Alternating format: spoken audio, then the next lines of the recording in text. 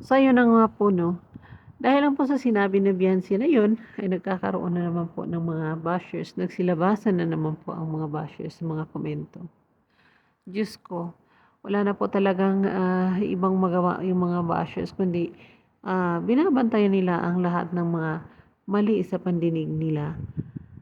Siyempre, nasabi naman dahil nga po doon sa sinabi ni Biancy na, iiwanan niya yung love team. So, yung iba kasi, iba yung pagkakaintindi. So, lawakan naman natin ang ating pag-iisip.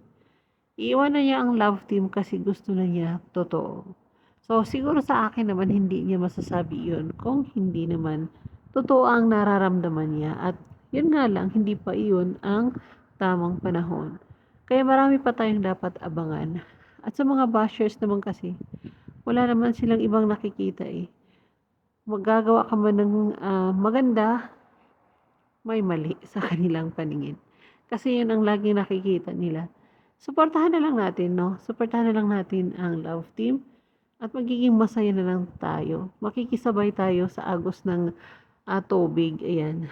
Makikisabay tayong kiligin sa love team at suportahan natin ang lahat ng upload ni Kalinga Prab. Kasi dahil naman po sa pagpapanood natin, lalong-lalo na sa mga hindi nag-i-skip po ng mga ads, ay nakakatulong po tayo.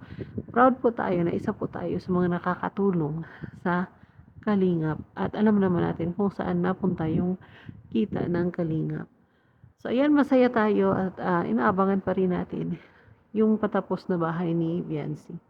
So, para sa mga bashers, wala na kayong magawa.